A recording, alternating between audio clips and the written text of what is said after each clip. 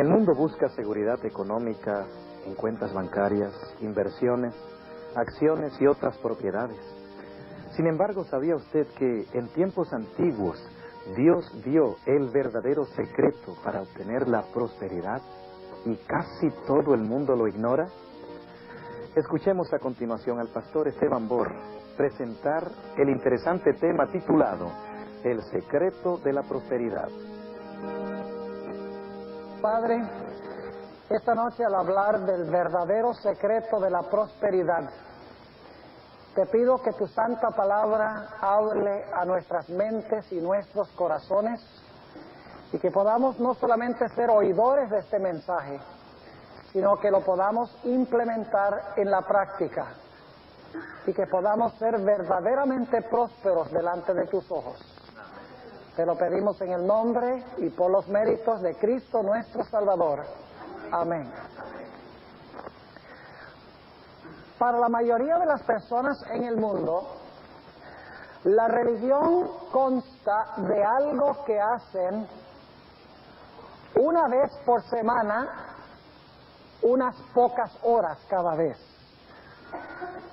La religión de la mayoría de las personas consiste en ir tal vez a la iglesia por un máximo de 3 horas un día a la semana. Pero la Biblia nos dice que la religión no es una parte de nuestra vida, la religión debe ser nuestra vida en su totalidad. La verdadera religión tiene que ver con la forma en que nosotros empleamos nuestro tiempo. Tiene que ver con la forma en que nosotros empleamos nuestros talentos. Tiene que ver con la forma en que empleamos nuestro cuerpo. Y finalmente tiene que ver con la forma en que nosotros empleamos las posesiones o el dinero que nos ha dado Dios. ¿Saben ustedes que nuestro Señor Jesucristo habló más de un tema que de cualquier otro tema? Posiblemente ustedes estén pensando que Jesús habló más del amor que sobre cualquier otro tema. O posiblemente habló más de la fe que cualquier otro tema. Pero no es así. Si ustedes miran las parábolas y las enseñanzas de Jesús, van a descubrir que Jesús tuvo más que decir en cuanto a la forma que nosotros administramos nuestro dinero sobre cualquier otro tema. El Señor Jesucristo bien entendió que donde está nuestro tesoro, allí estará también nuestro corazón. O como lo dijera el apóstol San Pablo, el amor al dinero es la raíz de todos los males. Ahora, lo que vamos a hablar esta noche podría aplicarse no solamente a nuestro dinero, podría aplicarse al uso que hacemos de nuestro tiempo, podría aplicarse al uso que hacemos de nuestros talentos, de nuestro cuerpo, de nuestras fuerzas. Pero esta noche vamos a hablar específicamente de 4 principios que nos ha dado Dios que debemos implementar en nuestra perspectiva en cuanto a nuestras posesiones materiales o en cuanto al uso del dinero o el tesoro que Dios nos ha concedido. Ahora, debo repetir que estos 4 principios que vamos a estudiar esta noche se aplican no solamente a la forma como usamos el dinero, sino que se aplican a la forma como usamos nuestros talentos, como usamos nuestro tiempo, como usamos nuestras fuerzas, nuestro cuerpo. Es decir, estos principios se aplican en todos los aspectos de nuestra vida. Ahora, estos 4 principios sobre cómo en verdad ser prósperos en lo que respecta nuestro estado económico se encuentran esbozados claramente en el libro de Génesis. Quiero invitarles a abrir sus Biblias conmigo a Génesis el capítulo 1 y el versículo 1.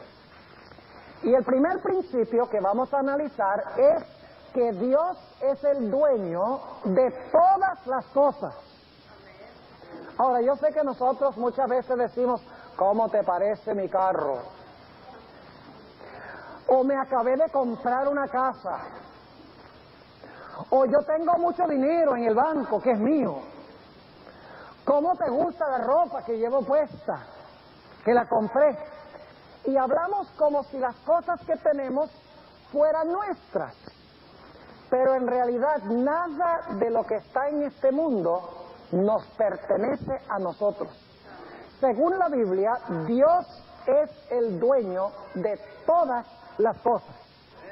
Y ese es el primer principio que vamos a analizar. Dios es el dueño de todo. Noten, Génesis 1:1 nos dice por qué es el dueño de todas las cosas. Dice allí, en el principio creó Dios los cielos y la tierra. ¿Por qué es Dios el dueño de todas las cosas? Porque Dios es el creador. Ahora, notemos algunos textos más que demuestran que Dios es el dueño de todas las cosas. Vamos a los Salmos, el Salmo 24, y vamos a leer el versículo 1. Salmo 24 y el versículo 1. Ustedes deben conocer este versículo porque es muy citado, muy conocido. Dice allí en el Salmo 24:1, de Jehová es la tierra y su plenitud, el mundo y los que en él habitan.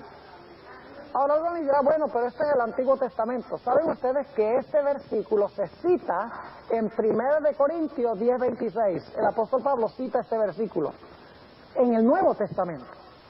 Déjenme preguntarles, ¿hoy es menos dueño Dios que en el Antiguo Testamento? ¿O sigue siendo Dios el dueño hoy igual que a través de todos los siglos de la historia? Dios es el dueño en el Antiguo y en el Nuevo Testamento también. Estos principios que vamos a estudiar se aplican a todas las épocas, no solamente se aplican al Antiguo Testamento. Así que aquí dice en el Salmo 24, de Jehová es la tierra y su plenitud, el mundo y los que en él habitan. Vamos ahora a leer en el Salmo 50. Vamos al Salmo 50 y vamos a leer el versículo 9. Salmo 50 y vamos a empezar leyendo en el versículo 9. Aquí está hablando Dios. Y noten lo que le dice al pueblo de Israel. No tomaré de tu casa becerros, ni machos cabríos de tus apriscos, porque mía es toda bestia del bosque, y los millares de animales en los collados. Conozco todas las aves de los montes, y en mi poder están las fieras del campo. Si yo tuviese hambre, no te lo diría a ti, porque mío es el mundo y su plenitud. Si Dios tuviera hambre, Él no nos va a decir yo tengo hambre, porque todo lo que hay en este mundo ya es de Él. Ahora notemos lo que dice el Salmo 95 y el versículo 5. Salmo 95 y vamos a leer el versículo 5.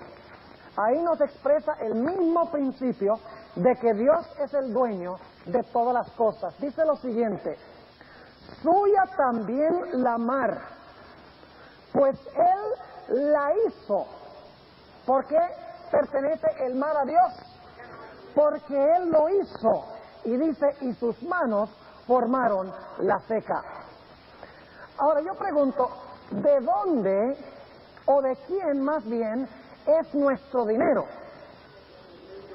Vamos al libro de Ageo. Es un librito medio difícil de conseguir porque es un librito que está en el Antiguo Testamento, pequeñito, pero vamos a ver si lo conseguimos. El libro de Ageo, que se encuentra después de Sofonías, eso no le va a ayudar mucho porque Sofonías también es un libro chiquito, pero vamos al libro de Ageo, el capítulo 2 y el versículo 8, es antes de Zacarías, ya llegando al final del Antiguo Testamento. Dice en Ageo 2:8, y aquí está hablando Dios, mía es la plata y mío el oro, dice Jehová de los ejércitos. Ustedes dirán, bueno, pero allí no dice de quién son los billetes. Bueno, el hecho es que los billetes todos están respaldados por oro, por si acaso no lo sabían. Y por eso es que el dólar está tan devaluado, porque no hay suficiente oro para respaldarlo. ¿A quién pertenece entonces nuestro dinero? Pertenece a Dios. Así que no podemos hablar de mi plata, no podemos hablar de mi dinero, porque el dinero es de Dios. Ahora yo pregunto, ¿de quién es nuestro cuerpo? Vamos a notar lo que dice Primera de Corintios, el capítulo 6, y vamos a leer los versículos 19 y 20. Primera de Corintios 6, 19 y 20. ¿Saben que muchas personas hoy en día, específicamente la gente las mujeres que quieren hacerse abortos? Y dicho sea de paso, yo tengo una posición muy clara en cuanto al aborto. El aborto es un asesinato. El aborto es pecado, porque se está matando una vida, una persona. Pero las personas que practican el aborto dicen, yo puedo hacer lo que a mí me venga en gana con mi cuerpo. Lo que ellos ignoran es lo que dice en 1 Corintios 6, 19 y 20. Noten lo que dice. ¿O ignoráis que vuestro cuerpo es templo del Espíritu Santo, el cual está en vosotros, el cual tenéis de Dios y que no sois vuestros? Porque comprados sois por precio. Glorificad pues a Dios en vuestro cuerpo y en vuestro espíritu, los cuales son de Dios. ¿De quién es nuestro cuerpo? ¿De quién es nuestro espíritu? Que para el apóstol Pablo significa la mente. ¿De quién es? Es de Dios. Ahora vamos a 1 de Timoteo, el capítulo 6 y el versículo 7. 1 de Timoteo 6, 7. Aquí el apóstol Pablo nos enuncia una gran realidad. 1 de Timoteo 6, 7. Dice el apóstol Pablo, porque nada hemos traído a este mundo, y sin duda nada podremos sacar. ¿Cuánto trajeron ustedes cuando entraron a este mundo? Ni la ropa que tienen puesta. ¿Y cuánto se van a llevar cuando salgan a este mundo a través de la muerte? Nada. Una vez hablaba con una persona, me dijo, si me voy a llevar algo, me voy a llevar la ropa que le pongan al cadáver. Y le dije, de mucho te va a servir eso, porque últimamente esa ropa se corrompe con el cuerpo. Es decir, mientras Dios nos da la vida, tenemos. Cuando ya no tenemos vida, no tenemos. Sin nada vinimos al mundo y sin nada nos vamos del mundo. Pero vamos a encontrar que si en esta vida invertimos correctamente lo que Dios nos dio y pusimos nuestros tesoros en el cielo, entonces, aunque no sacaremos nada de este mundo, Dios nos dará lo que es del otro mundo. Ahora, esto nos indica de que nada de lo que nosotros tenemos o somos es nuestro. ¿Saben? Algunas personas a veces me dicen, ¿sabe, pastor? Usted predica muy buenos sermones, buen predicador. ¿Y sabe lo que yo les digo? Yo les digo, mire, lo que yo predico es la Biblia, y como Dios dio la Biblia, si Él no hubiera dado la Biblia, yo no tendría que predicar. Además de eso, Dios fue el que me dio pulmones para respirar, me dio corazón que me da vida, y me dio cuerdas vocales. Si no tuviera cuerdas vocales, ¿cómo predicaba? Es decir, todo lo que nosotros tenemos, todo lo que nosotros somos, es de Dios. Y nos fue dado para traer honra y gloria y alabanza a Dios. Por eso Dios le dijo al pueblo de Israel, y se encuentra en Deuteronomio 8:18, y no lo vamos a leer ahora, pero allí Dios le dice a Israel, tengan mucho cuidado cuando adquieran riquezas, de que no digan, mi poder ha adquirido esta riqueza.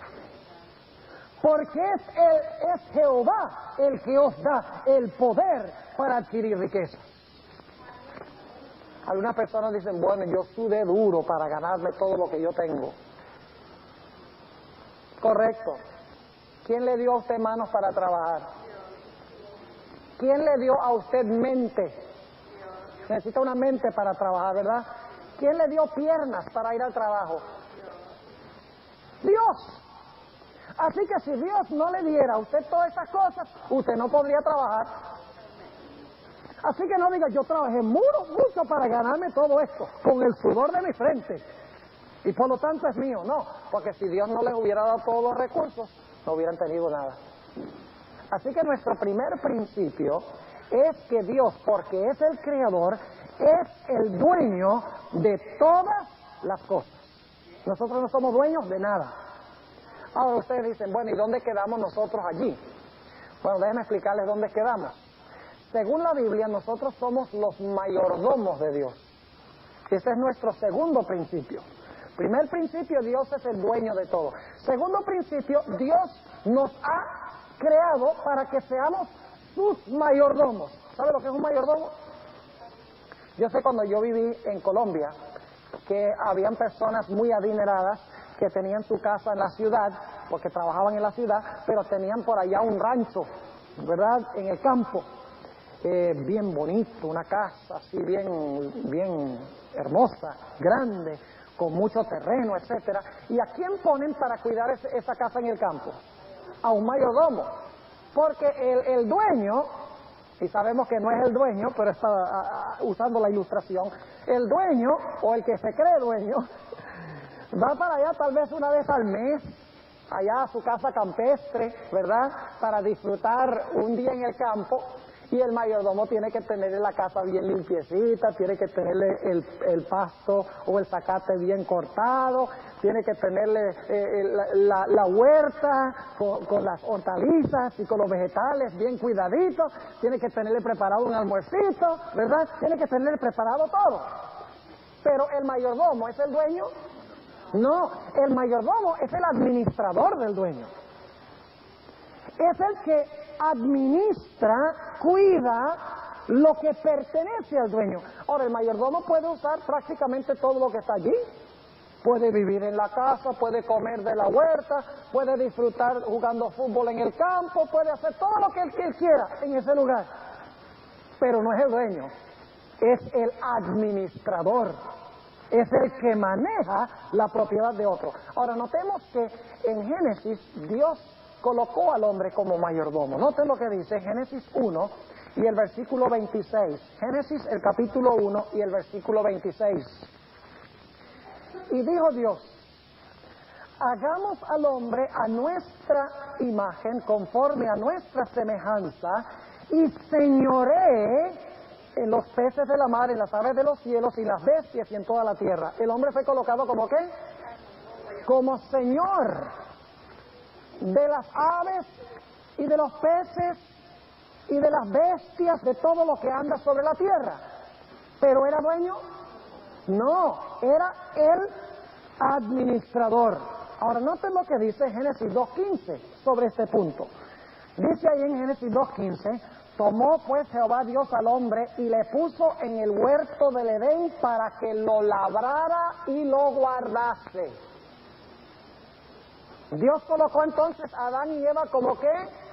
Como mayordomos, para cuidar lo que era del dueño, para cuidar el jardín y el mundo que pertenecía a Dios.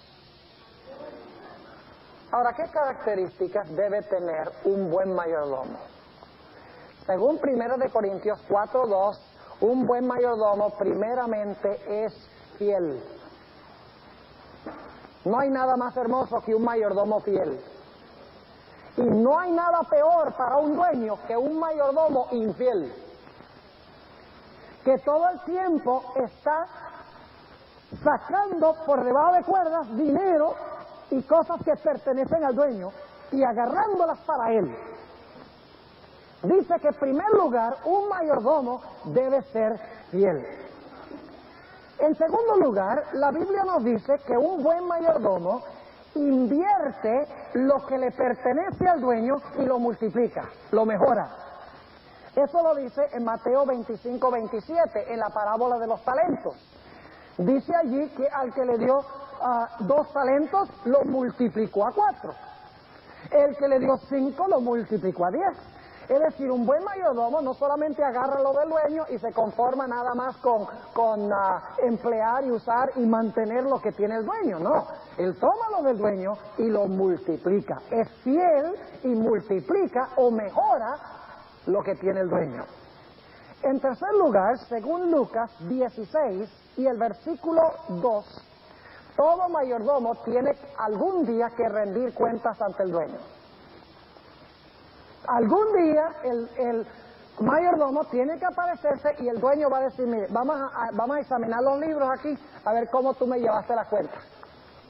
Vamos a dar una vuelta acá en el rancho para ver cómo tú me has administrado mi rancho. Algún día el mayordomo tiene que rendirle al dueño, ¿qué cosa? Cuentas. En cuarto lugar, el mayordomo debe respetar lo que el dueño se ha reservado para uso exclusivo de él. ¿Saben ustedes? Yo no sé si es así, me imagino que la mayoría de ustedes vienen de México. Yo nada más puedo hablar de Colombia y Venezuela porque allí fue donde yo viví muchos años y aprendí español, mis padres fueron misioneros allá. Pero yo sé que en Colombia los dueños de ranchos o de fincas allá en el campo, cuando emplean a un mayordomo, hay cierto cuarto en la casa que el mayordomo ni entra allí. Porque ese cuarto es nada más para uso exclusivo del dueño. Yo no sé si eso pasa también en México, pero yo sé que en Colombia sí. Un cuarto de la casa que solamente el dueño entra allí, solamente el dueño lo usa, solamente el dueño duerme allí. El mayordomo no puede, el administrador no puede. Es decir, que un buen mayordomo respeta la porción que el dueño se ha reservado para uso exclusivo de él. ¿Saben que tenemos un ejemplo de esto en Génesis 39 con la historia de José? ¿Saben que dice en Génesis 39 que José era un buen mayordomo? Dice que era fiel, las características que hemos mencionado, era fiel. Dice también que multiplicó y prosperó lo que era de Potifar. Dice inclusive que cuando Potifar lo traía y le rendía cuentas, Potifar se quedaba maravillado, hasta tal punto que finalmente Potifar le dijo, mire, a mí lo único que me interesa es que me pongan las tortillas enfrente. Lo que yo como nada más, a mí no me interesa ya, este es un hombre fiel. Pero había algo que Potifar solo podía usar para él, y no José. ¿Y qué era? Su esposa. Es decir, el dueño se reservaba a la esposa para él. El mayordomo podía usar todo, pero mi esposa está reservada para uso exclusivo mío. Ahora, ¿saben algo interesante? En el libro de Génesis ya tenemos el principio de que Dios se reservó algo para él aún antes del pecado. Fíjense que Génesis dice que Dios es el dueño porque es el creador. Dice que Dios colocó al hombre como mayordomo para cuidar lo que es de Dios. Pero Génesis también dice que hubo algo que Dios se reservó para uso exclusivo de él. O sea, un árbol. Donde Dios le dijo al hombre, de todos los árboles del huerto comerás, todos los animales jugarás con ellos. Tú puedes emplear todo lo que yo hice, tú lo puedes emplear. Pero hay un arbolito que yo no quiero que tú comas de ese árbol. Ese árbol es exclusivamente del dueño. Pregunto entonces, aún en el libro de Génesis hay una porción que Dios se reservó para él. ¿Debía el hombre respetar lo que Dios se había reservado para él? Claro que sí. Ahora quiero preguntarles, ¿Dios hoy en día todavía es del dueño de todo lo que nosotros disfrutamos? ¿Todavía somos sus mayordomos? ¿Somos sus mayordomos, sí o no? Claro que sí. ¿Hay alguna porción que Dios se ha reservado de nuestras posesiones y de nuestro dinero que es exclusivamente para Él? ¿Cómo se llama eso? El 10%. 10% de nuestras entradas, Dios ha dicho, eso no es para uso tuyo, eso es exclusivamente para devolvérmelo a mí. Y así tú vas a reconocer que yo soy el dueño. Si tú usas eso, es como comer del árbol de la ciencia del bien y del mal, que no te pertenece. Si tú usas el diezmo para ti, tú estás haciendo lo mismo que hicieron Adán y Eva cuando comieron del árbol de la ciencia del bien y del mal, porque estás adueñándote de lo que no es tuyo, sino de lo que es mío. Ahora, hablemos un poquito del diezmo. Fíjense cómo el principio del diezmo está en el Edén antes del pecado. Dios probando a ver si lo reconocemos como que si Adán y Eva lo reconocían como creador y ellos como criaturas. La forma era respetando lo que pertenecía a Dios. Dios estaba probándolos para ver si ellos reconocían que Él era el creador y el dueño y que ellos eran sus criaturas y mayordomos. Ese era el propósito del árbol, probarlos a ver si reconocían ese principio. Ahora, hoy en día Dios nos ha dado a nosotros también una forma de probar si nosotros reconocemos que todo es de Dios, y es el diezmo. Ahora, ¿saben ustedes lo que dicen muchas personas? Dicen, eso del diezmo, eso era para los judíos. ¿Saben lo que es interesante? Los cristianos de hoy en día, todo lo que exige un sacrificio era para los judíos. Cualquier exigencia, cualquier cosa donde tenemos que cambiar lo que nos gusta, el estilo de vida, no, eso, el sábado, para los judíos. El diezmo, yo no tengo que diezmar, eso era para los judíos. Ciertas cosas que yo no debo comer, no, eso era para los judíos. Cualquier cosa que exige un cambio del estilo de vida, dice, eso era para los judíos. Entonces, Dios dio el diezmo en el Antiguo Testamento para los judíos, porque allá era el dueño, pero ahora ya no es el dueño. ¿Es el dueño hoy? ¿Todavía somos sus mayordomos? ¿Todavía se reserva una porción para probar nuestra fidelidad? Claro que sí. Y más adelante vamos a hablar de las comidas que Dios permite que comamos y las que dice, no toques esto. ¿Ves? Interesante cómo hace Dios. Dios dice, mire, de tus posesiones, 10%.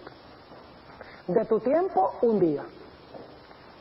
Y de la comida, hay ciertas cosas que no quiero que me toques tampoco. Pero la gente dice, no, todo eso era para los judíos. Ahora podemos hacer lo que queramos. ¿Ustedes creen que Dios exige menos de la gente hoy que lo que exigía allá? Si nosotros tenemos más luz, tenemos más bendiciones que ellos. Porque Cristo ha venido, Cristo ha muerto. Si tenemos más bendiciones, ¿cómo vamos a decir que Dios espera menos de nosotros hoy que lo que esperaba de ellos? ¿Me estoy haciendo claro? Ahora hablemos un poquito del diezmo. Algunos dicen, eso del diezmo era para los judíos.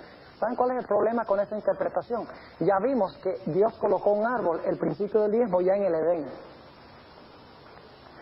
Pero no solo eso, sino que el diezmo se menciona en Génesis 14 y en Génesis 28 antes de que existiera un judío. La primera referencia directa en la Biblia, fuera del árbol de la ciencia del bien y del mal, que ahí está el principio del diezmo expresado, el reconocimiento cuando el hombre respeta el árbol de Dios, de que Él es criatura y Dios es el creador. Pero la primera referencia explícita al diezmo es en Génesis 14 y el versículo 20. Vamos allí un momentico. Y aquí no existía ningún judío, porque está en la época de Abraham. Israel viene, tenemos Abraham, Isaac, Jacob. Jacob es Israel ya, porque se le cambia el nombre a Israel. Pero el pueblo de Israel no viene sino hasta que Jacob tiene 12 hijos, más adelante. Así que en Génesis 14, los israelitas no estaban ni en proyecto todavía. Bueno, sí estaban en proyecto, pero no existían. Note lo que dice Génesis, el capítulo 14. Está hablando de la experiencia de un hombre llamado Melquisedec.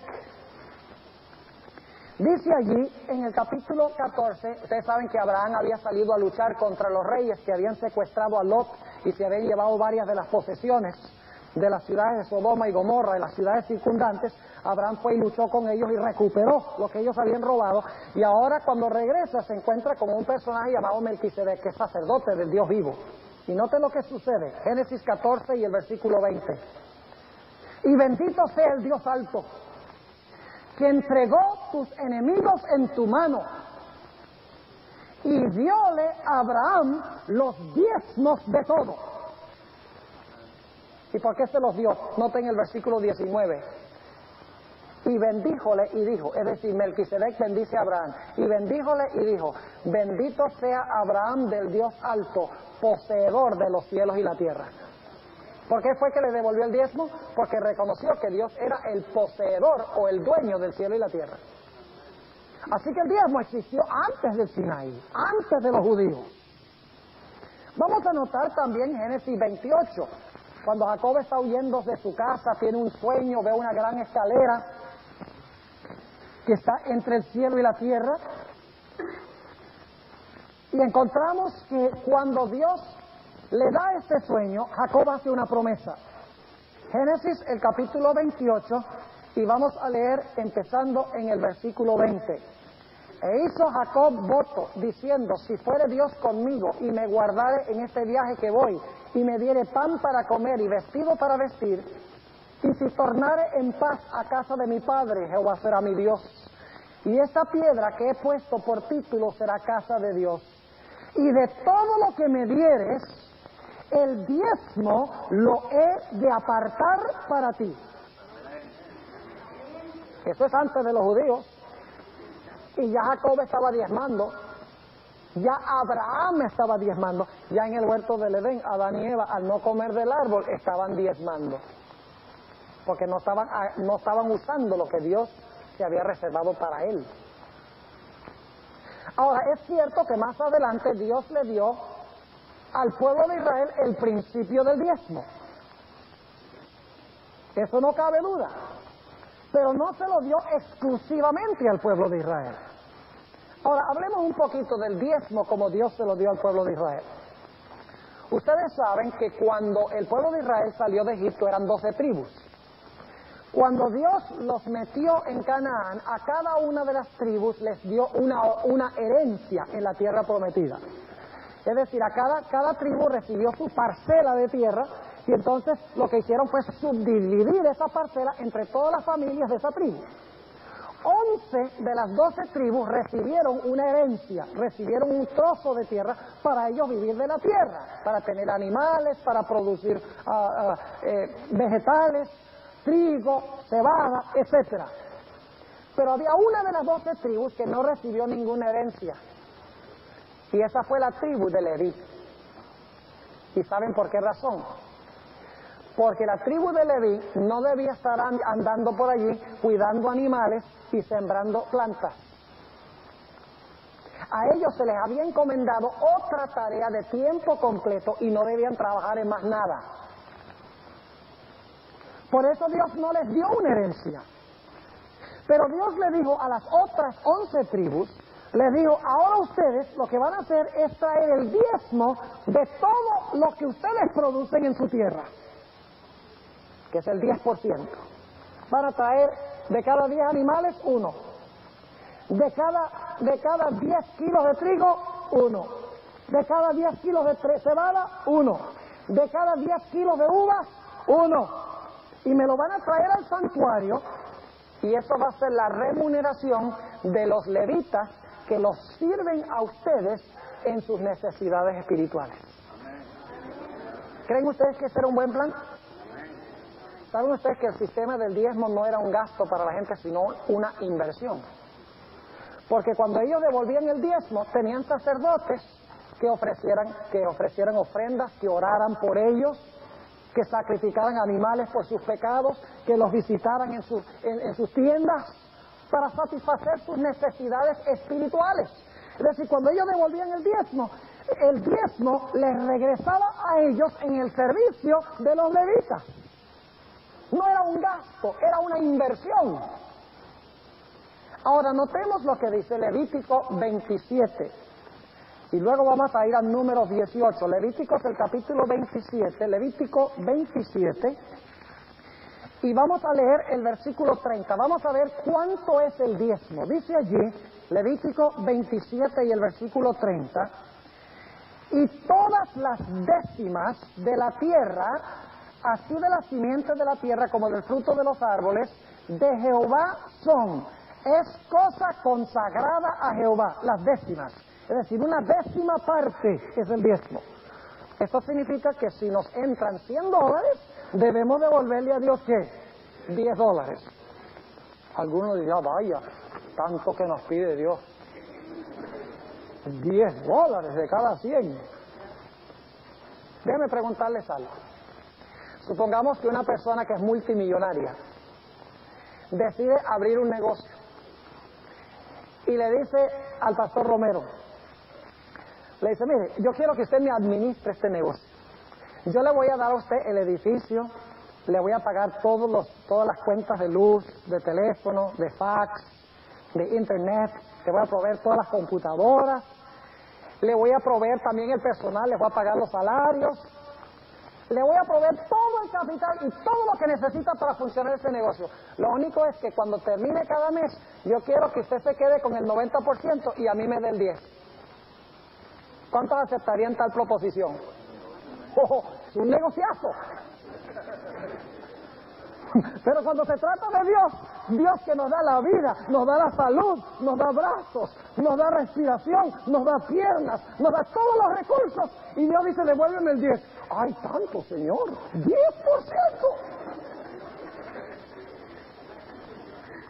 ¿Me están entendiendo? El 10% eso es mezquino. Especialmente tomando en cuenta que Cristo todo lo dio por nosotros. ¿Ustedes creen que Dios necesita nuestro dinero? ¿Ustedes creen que Dios nos pide que devolvamos el diezmo porque Dios lo necesita? ¿Qué va? Si todo lo que está en el mundo es de Él. El diezmo no es para bien de Dios, es para bien nuestro y para bien de su obra. Para eso lo estableció Dios. Y no es coincidencia de que el diezmo es el 10% y el 10º mandamiento dice no codiciarás. Porque los que no devuelven el diezmo no lo hacen por codicia. Y la codicia es el peor de todos los pecados. Por eso el apóstol Pablo dijo que el amor al dinero es la raíz de todos los males. No dijo el dinero, dijo el amor al dinero es la raíz de todos los males. Ahora vamos a Números 18 y veamos el plan que tuvo Dios con el diezmo en el Antiguo Testamento. Números 18 y luego vamos a ir al Nuevo Testamento. Números 18 y vamos a empezar leyendo en el versículo 20. Esto es lo que le mencioné sobre los levitas, quienes eran los ministros, los pastores del sistema religioso del Antiguo Testamento. Dice en Números 18 y el versículo 20, y Jehová dijo a Aarón, de la tierra de ellos, es decir, de la tierra de Canaán, no tendrás heredad, ni entre ellos tendrás parte. Yo soy tu parte y tu heredad en medio de los hijos de Israel. Y he aquí, yo he dado, ¿quién ha dado? A veces la gente de la iglesia creen que ellos le pagan al pastor. Usted no está pagando a ningún pastor. Usted le está devolviendo el dinero a Dios y Dios le está pagando al pastor. Y digo eso porque algunas personas en la iglesia dicen, si a mí no me gusta lo que predica el pastor, yo no devuelvo el diezmo. Como si ustedes le estuvieran pagando al pastor. Ustedes le están dando el dinero a Dios y luego Dios le paga al pastor. Note lo que dice el versículo 21. Y he aquí yo he dado a los hijos de Leví. ¿Quién ha dado? Dios. Todos los diezmos en Israel por heredad. ¿Y por qué se los dio? Por su ministerio. Por cuanto ellos sirven en el ministerio del tabernáculo del testimonio. ¿Tienen derecho los pastores a hacer pagos de los diezmos? Absolutamente. Yo soy pago de los diezmos. Y doy gloria a Dios por eso. Y en la iglesia adventista es un sistema maravilloso. Y déjenme explicarles un poco sobre el sistema, cómo funciona en la iglesia adventista. Es increíble, maravilloso, no hay mejor plan en ninguna parte. Cuando ustedes ponen sus diezmos en la iglesia adventista, ese dinero no queda ni un centavo ahí en la iglesia. Ni un centavo queda en la iglesia. ¿Estoy diciendo la verdad? Ustedes lo saben. Todo el dinero va a una oficina central. De todas las iglesias adventistas del centro de California van a una oficina central. Y dice, ay, pero qué justicia hay en eso. Déjeme explicarle. En la iglesia adventista no hay pastores que tienen que trabajar en otro trabajo y ser pastores también. Ese no es el plan de Dios. Porque cuando usted tiene que trabajar en otra cosa, eso le absorbe el tiempo que debe dedicar a las cosas de Dios, a atender la iglesia de Dios. Ahora, el dinero que va a esa oficina central luego le paga a todos los pastores de esta región. Y les paga a todos por igual. Y no crean que es mucho lo que le pagan. Suficiente para vivir, pero nada extravagante. Les pagan a todos los pastores el mismo salario. Ahora, ¿por qué es bueno eso?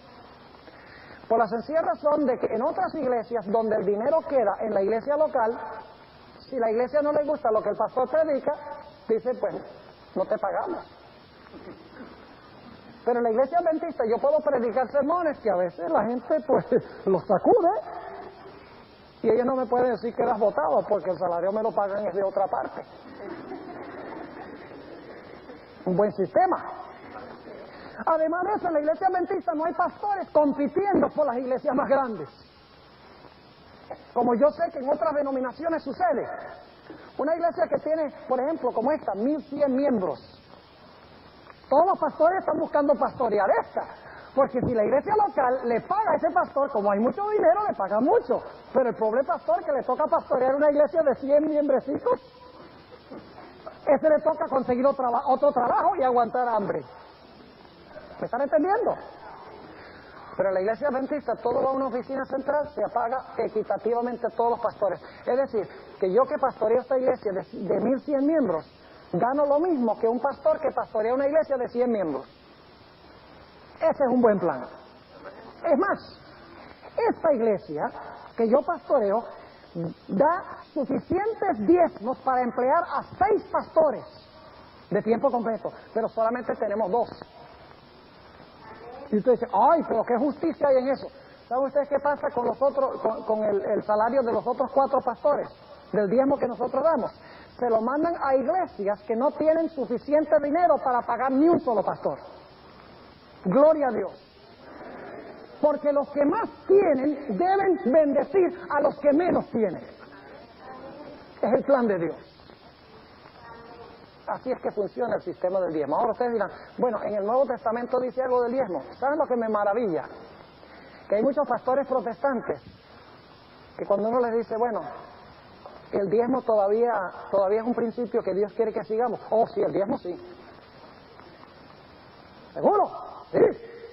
Pero ¿dónde en el Nuevo Testamento? Bueno, hay un par de versículos ahí en el Nuevo Testamento, pero casi todo lo que dice del diezmo está en el Antiguo.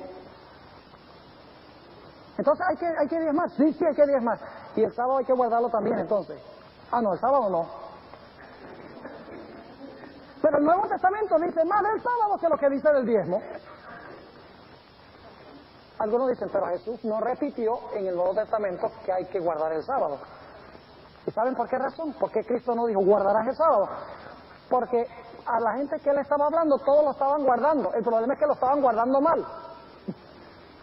Por eso Jesús sanó en sábado, hizo todas estas cosas en sábado, no para enseñarles que debían guardar el sábado, sino cómo guardarlo. Y lo mismo sucede con el diezmo. Noten Mateo 23 y el versículo 23. Mateo el capítulo 23 y el versículo 23. Jesús está hablando a los fariseos que eran muy legalistas, muy estrictos, que no caminaban sino cierta distancia el sábado, que no sanaban el sábado, que no se miraban en un espejo el sábado, porque de pronto encontraban una cana y se arrancaban a cana y eso era un pecado. No eran leyes bíblicas, eran leyes de ellos.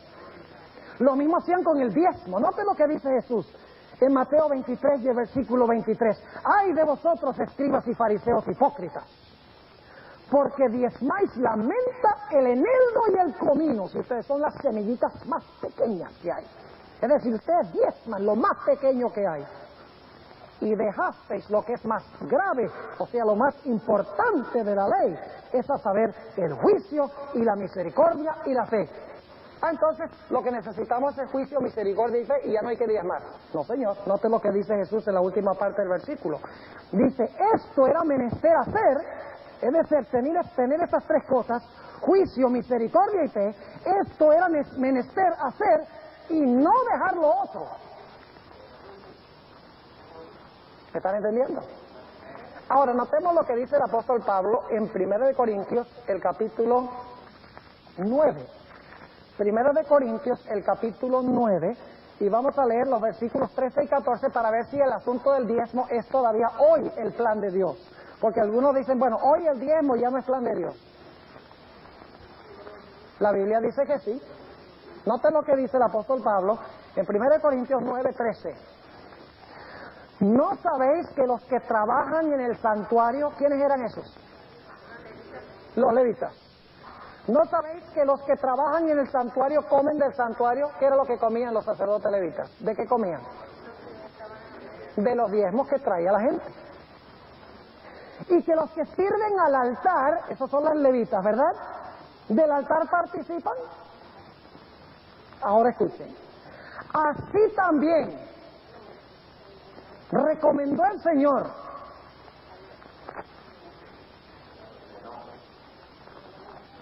así también sugirió el Señor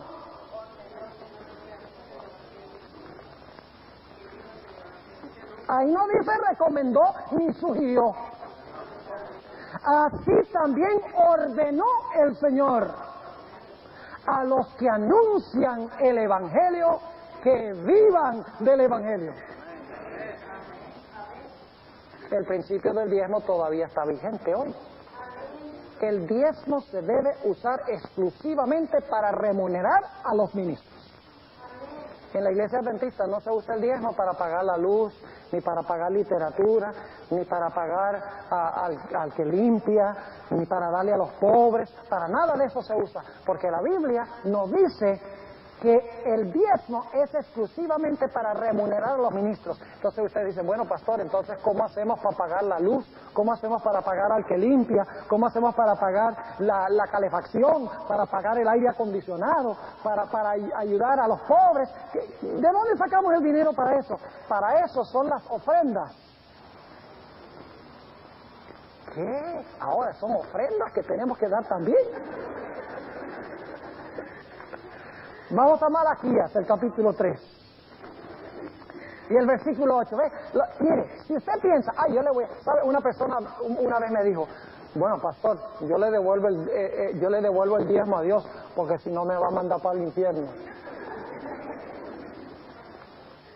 Si usted devuelve el diezmo por eso, mejor que no lo devuelva, porque Dios no lo acepta. Dios solo puede aceptar un diezmo que le damos de voluntad, porque lo reconocemos a Él como dueño y porque lo amamos. Y lo mismo las ofrendas. No debemos pensar en Dios como un gran cobrador de impuestos, porque Dios no necesita nuestro dinero. Note lo que dice Malaquías, el capítulo 3, y vamos a empezar leyendo en el versículo 9. Dice, versículo 8, perdón, ¿robará el hombre a Dios? Pues vosotros me habéis robado. Y dijisteis, ¿en qué te hemos robado? Y aquí viene la respuesta, los diezmos y las... Aquí dice primicias, que significa ofrendas. Ahora, notemos nuestro cuarto principio. Primer principio, Dios es el dueño. Segundo principio, nosotros somos sus mayordomos. Tercer principio, hay una porción que Dios se ha reservado para Él que no debemos usar. Cuarto principio es que si nosotros usamos esa porción que Dios se reservó para Él, traemos sobre nosotros una maldición. Inmediatamente después que Adán y Eva comieron del árbol, aparece la palabra maldición. Maldita será la serpiente, maldita será la tierra, maldito será Caín. No es que Dios se sienta ahí en el trono, en el cielo, dice yo voy a ver que no paga diezmo para ver lo que le va a pasar. Ese no es el Dios que yo sirvo. Cuando nosotros no devolvemos del diezmo, nosotros mismos traemos una maldición sobre nosotros. No es que Dios nos maldice, es que nosotros, cuando no cumplimos con Dios, traemos la maldición sobre nosotros. Note lo que dice aquí, nuevamente en Malaquías, el capítulo 3 y el versículo 9. Malditos sois con maldición, porque vosotros, la nación toda, me habéis robado.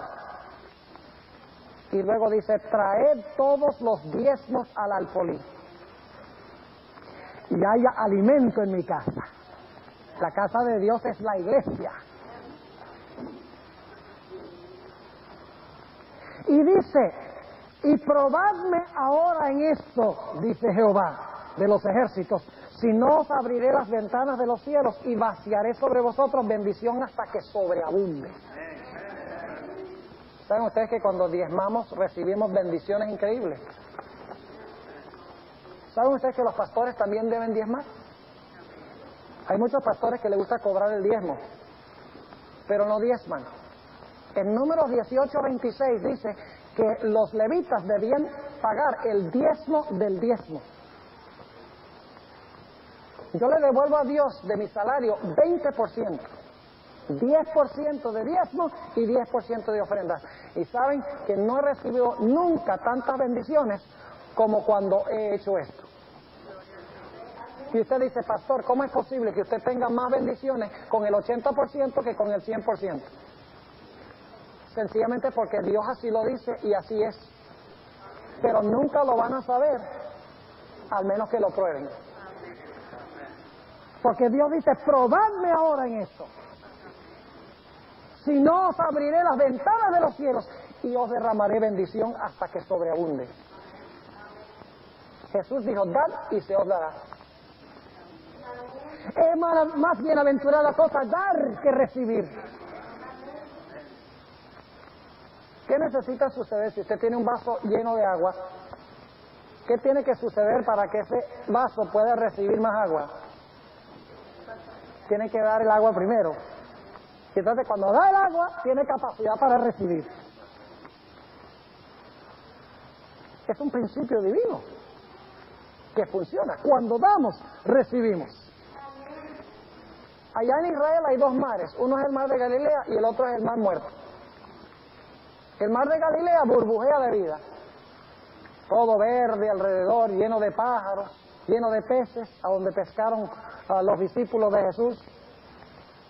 Y entonces sale el río Jordán por el sur del mar de Galilea y llega al mar muerto. Y en el mar muerto no hay nada vivo, ni siquiera microorganismos. Todo es seco, árido. ¿Cuál es la diferencia? La diferencia es que el mar de Galilea, el agua entra por el norte y luego el lago da sus aguas por el sur.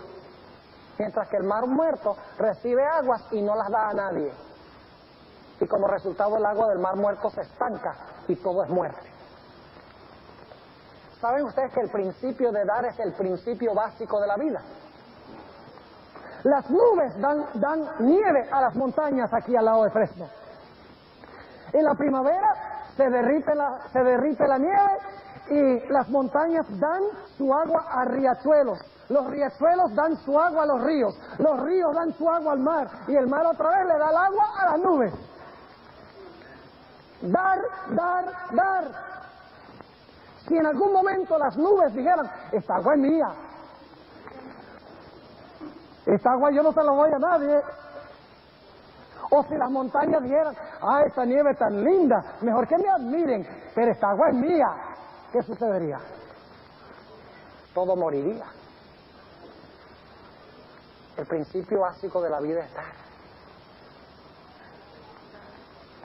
Una vez en la ciudad de Medellín, Colombia, estaba yo yendo a la iglesia un sábado por la mañana y estaba apurado porque iba tarde. Y cuando estoy andando por la calle, de repente paso al lado de tres muchachitos callejeros, le dicen gamines allá.